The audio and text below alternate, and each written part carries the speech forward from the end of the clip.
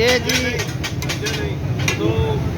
نشہرہ road پہ ہم، اور یہاں پہ ہم قاری فاضل اللہ صاحب کے ساتھ ہیں، نعمان بھائی ہیں، ان کے ساتھ ہم یہ ٹرائی کرنے آئے ہیں جو یہاں کی توا کڑھائی ہے، توائی کڑھائی کہتے ہیں نا جی، توا کڑھائی ہے جی۔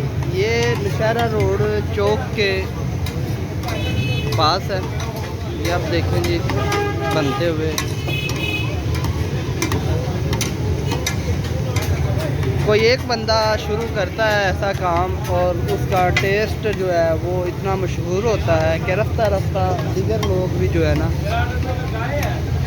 اس طرف آنے لگتے ہیں۔ جی بھائی جان، آپ کا نام کیا ہے؟ محمد عثمان۔ محمد عثمان۔ عثمان۔